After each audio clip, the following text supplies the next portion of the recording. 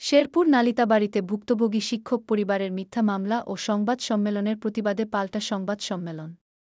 Sherpur নালিতাবাড়ীতে check জালিয়াতির মামলা দিয়ে উল্টো প্রাণ নাশের চেষ্টা করে টাকা ছিনতাই মামলার তীব্র প্রতিবাদে ১৬ মার্চ দুপুরে সরকারি প্রাথমিক শিক্ষক সমিতির সভাকক্ষে সংবাদ সম্মেলন করেছেন ভুক্তভোগী শিক্ষিকা নাজমুন নাহার। তিনি কালীনগর সরকারি প্রাথমিক বিদ্যালয়ের সহকারী শিক্ষক। লিখিত বক্তব্যে নাজমুন নাহার দাবি করেন, অতিসম্প্রতি নালিতাবাড়ী পৌর শহরের তোফাজ্জল হোসেন তোফা ও রূপালী ইয়াসমিন নামে তার প্রতিপক্ষ মিথ্যাচার করে সংবাদ সম্মেলন করে তার মানমর্যাদা ক্ষুণ্ণ করেছে। প্রকৃত ঘটনা সম্পর্কে নাজমুন নাহার বলেন, তোফাজ্জল হোসেনের বাসায় ভাড়াটিয়া হিসেবে বেশ কিছুদিন ভাড়ায় বসবাস করেছিলেন। মালিক ভাড়াটিয়ার আন্তরিক সম্পর্কের কারণে নাজমুন নাহার তোফাজ্জল হোসেনের ব্যাংক লোনের গ্যারান্টার হিসেবে অগ্রণী ব্যাংক কাকরকান্দি শাখার একটি অ্যাকাউন্টের সাদা চেক দেন। লোনটি পাশ না হলে শামছুন নাহার চেকটি আর ফেরত নেননি। হারিয়েছে বা পাচ্ছি না বলে তোফাজ্জল হোসেন চেকটি ফেরত দেননি। এ অবস্থায় তোফাজ্জল হোসেন সময় ক্ষেপণ করে আসছিল। আমি নাজমুন নাহার, সহকারী শিক্ষক, কালীনগর সরকারি প্রাথমিক বিদ্যালয়, নালিতাবাড়ী, শেরপুর। আবেদন করে মিথ্যাচারিতা করে বলে যে আমরা তাদের কাছ থেকে টাকা নিয়ে বাড়ি নির্মাণ করেছি। আমরা নিজ বাসায় আসার পর তোফাজ্জল হোসেন তোফা ও রূপালী ইয়াসমিন নানান ধান্দা খুঁজতে থাকে। কারণ তোফার বাসায় থাকার সময় তাদের নানান অবৈধ ব্যবসা ও কুকীর্তি সম্পর্কে আমি জেনে ফেলেছিলাম। এভাবে আরও ৩ মাস সুদের টাকা প্রতি মাসে পরিশোধ করেছি। তোফায়েল ও রূপালী ইয়াসমিন তোফায়েলের শ্যালক মৃত শফিকুল ইসলাম তারার স্ত্রী আদালতে যোগসাজশে চেক ডিজ ওনার মামলা দায়ের করেন। এই অবস্থায় নাজমুন নাহারের স্বামী রুকুনুজ্জামান জুয়েল ওই ডিজ ওনার মামলায় আইনি মোকাবেলা করাবস্থায় গত ৬ মার্চ রুকুনুজ্জামান পৌর শহরের দক্ষিণ বাজার গেলে তাকে আটকিয়ে জোর জবরদস্তি করে মারপিট করে টাকা, মোবাইল কেড়ে নিয়ে সাদা কাগজে স্বাক্ষর রাখে। যে চেকখানা আমি দিয়েছিলাম, উক্ত চেকটি ২ জনের প্রতারণার মাধ্যমে ডিজনার করায়, যাহা তোফাজ্জল হোসেন তোফা ভাই খুঁজে পাচ্ছিল না বলে আমাকে জানিয়েছিল। আমার উক্ত চেকটি ২০২১-২২ সালে এ ব্যাপারে নালিতাবাড়ী থানায় লিখিত অভিযোগ দায়ের করা হয়। পরবর্তী সময় আহত রুকুনুজ্জামান জুয়েল চিকিৎসাধীন থাকাবস্থায় চেক ছিনতাইয়ের অভিযোগ এনে মিথ্যা মামলা করে তোফাজ্জল রূপালী গমরা মারপিটের ঘটনা আড়ালোকরা সহ চেক জালিয়াতি মামলায় লাভবান হওয়ার উদ্দেশ্যে মিথ্যা মামলা ও মিথ্যা সংবাদ সম্মেলন করা হয়েছে বলে দাবি করা হয়। তাই পাল্টা সংবাদ সম্মেলনে তীব্র নিন্দা জানিয়ে পাল্টা সংবাদ সম্মেলন করেন শিক্ষক পরিবার। এ সময় সংবাদ সম্মেলনে রুকুনুজ্জামান জুয়েল উপস্থিত ছিলেন।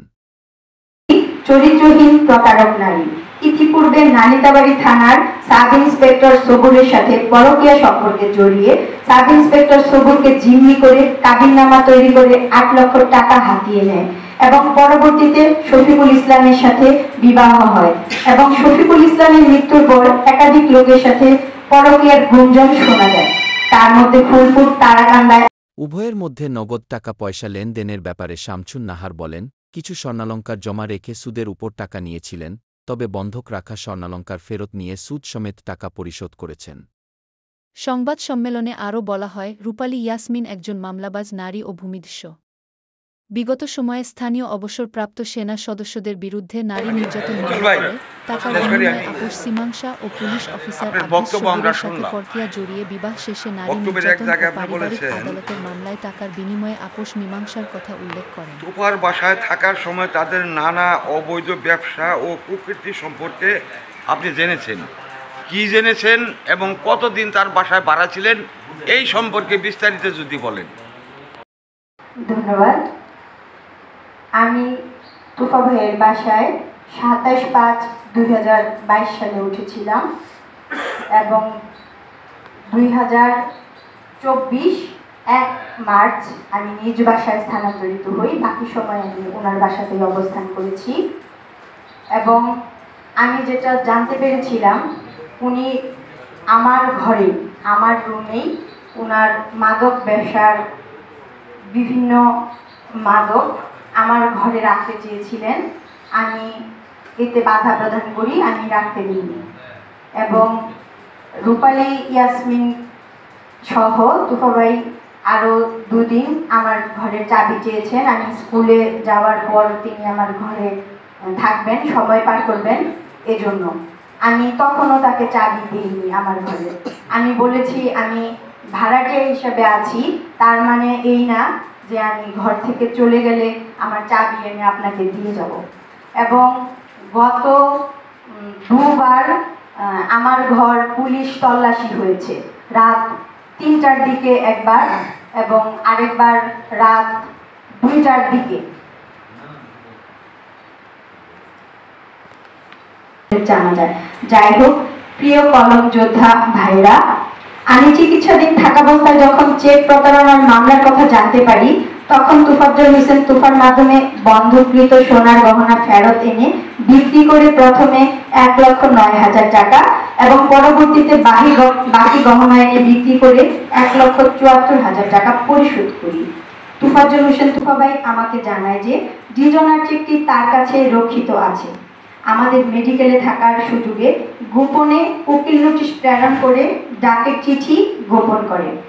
অক্টোবর 2024 মাসের শুরুর দিকে কোর্ট থেকে সমন আসলে জানতে পারি আমার নামে উক্ত চেকের 10 লক্ষ টাকার মামলা হয়েছে এবং পরবর্তীতে এ ব্যাপারে নালিতাবাড়ী থানায় লিখিত অভিযোগ দায়ের করা হয়। পরবর্তী সময় আহত রুকুনুজ্জামান জুয়েল চিকিৎসাধীন থাকাবস্থায় চেক ছিনতাইয়ের অভিযোগ এনে মিথ্যা মামলা করে তোফাজ্জল রূপালী গমরা মারপিটের ঘটনা আড়ালকরা সহ চেক জালিয়াতি মামলায় লাভবান হওয়ার উদ্দেশ্যে মিথ্যা মামলা ও মিথ্যা সংবাদ সম্মেলন করা হয়েছে বলে দাবি করা হয়। তাই পাল্টা সংবাদ সম্মেলনে তীব্র নিন্দা জানিয়ে পাল্টা সংবাদ সম্মেলন করেন শিক্ষক পরিবার। এ সময় সংবাদ সম্মেলনে রুকুনুজ্জামান জুয়েল উপস্থিত ছিলেন। উভয়ের মধ্যে নগদ টাকা পয়সা লেনদেনের ব্যাপারে শামছুন নাহার বলেন, কিছু স্বর্ণালঙ্কার জমা রেখে সুদের উপর টাকা নিয়েছিলেন, তবে বন্ধক রাখা স্বর্ণালঙ্কার ফেরত নিয়ে সুদ সমেত টাকা পরিশোধ করেছেন। সংবাদ সম্মেলনে আরও বলা হয়, রূপালী ইয়াসমিন একজন মামলাবাজ নারী ও ভূমিদস্যু। বিগত সময়ে স্থানীয় অবসরপ্রাপ্ত সেনা সদস্যদের বিরুদ্ধে নারী নির্যাতন মামলা করে টাকার বিনিময়ে আপোষ মীমাংসা ও পুলিশ অফিসার আব্দুস সবুরের সাথে পরকীয়া জড়িয়ে বিবাহ শেষে নারী নির্যাতন ও পারিবারিক আদালতের মামলায় টাকার বিনিময়ে আপোষ মীমাংসার কথা উল্লেখ করেন। এছাড়াও আরও উল্লেখ করা হয়, রূপালী ইয়াসমিন নিজ গ্রাম বিশকিরি পাড়ায় বন বিভাগের সরকারি জমি জোরপূর্বক বেদখল করে অবৈধভাবে বিল্ডিং নির্মাণ করেছেন। নালিতাবাড়ী সরকারি প্রাথমিক শিক্ষক সমিতির হল রুমের সংবাদ সম্মেলন থেকে। ANB news 24, 16 March 2025। রূপালী ইয়াসমিনকে দিয়ে আরো টাকা হাতিয়ে প্রিয় সাংবাদিকবৃন্দ, আরও একটি বিষয় খোঁজখবর নিলে আপনারা জানতে পারবেন যে বাংলাদেশ বন বিভাগের রাষ্ট্রীয় সম্পদ দখল করে এবং সেই জায়গায় সে পাকা নির্মাণ বাড়ি তৈরি করে রাষ্ট্রীয় অপরাধের সাথে জড়িত এই মহিলা দস্যু এবং লোভী মহিলা রূপালী ইয়াসমিন, আপনারা তথ্য নিলে আরও অনেক সংবাদ তাদের কাছ থেকে বের করতে পারবেন। ধন্যবাদ। অপচেষ্টা করছিল। যাই হোক, আমার স্বামী টাকা নিয়ে বাজারে বের হওয়ার পর তাদের পূর্ব পরিকল্পনা মাফিক দক্ষিণ বাজারস্থ সুটকি মহলে আমার স্বামীকে মোটরসাইকেলের গতিরোধ করে তার প্যান্টের পকেটে থাকা 2টি মোবাইল ফোন ও মোটরসাইকেলের চাবি কেড়ে নেয়। ততক্ষণে তোফাজ্জল হোসেন তোফা, তার ভাই হবি মিয়া, রূপালী ইয়াসমিন সহ আরো 8-10 জন লোক আমার স্বামীর অন্ডকোষে চেপে ধরে এবং তার প্রাণনাশের চেষ্টা করে এবং ব্লেজারের পকেটে থাকা 2,10,000 টাকা ছিনতাই করে নেয়।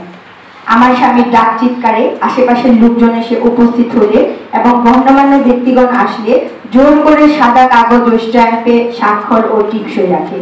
তখন উপস্থিত জনতা একজন পরিচিত কর্মকর্তাকে অবহিত করি এবং তিনি মামলার কপি নিয়ে সন্ধ্যার পর আমাকে থানায় আসতে বলেন।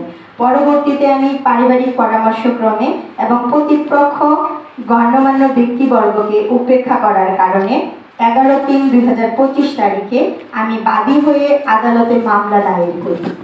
আলট্রাসোনোগ্রামের রিপোর্ট খারাপ থাকায় এবং রোগীর অবস্থার অবনতি হলে কর্তব্যরত ডাক্তারগণ রোগীকে ময়মনসিংহ মেডিকেল কলেজ হাসপাতালে রেফার করেন এবং আমি 11/3/2025 তারিখে রোগীকে নিয়ে ময়মনসিংহ মেডিকেল কলেজ হাসপাতালে নিয়ে ভর্তি করি এবং হাসপাতালে ভর্তি থাকা অবস্থায় জানতে পারি তারা আমাদের নামে মিথ্যা সংবাদ সম্মেলন করে আমাদের সম্মানহানির অপচেষ্টা করছে। আমি একজন শিক্ষক হিসেবে মনে করি তারা মিথ্যা সংবাদ সম্মেলন করে আমার সম্মানহানি করেছে এবং আমার স্বামীকে মিথ্যা ছিনতাই মামলা দিয়ে তারা চেক প্রতারণার মামলাকে প্রতিষ্ঠিত করতে চাইছে। এ ব্যাপারে গণমাধ্যম কর্মীদের মাধ্যমে সত্য ও বস্তুনিষ্ঠ সংবাদ তুলে ধরে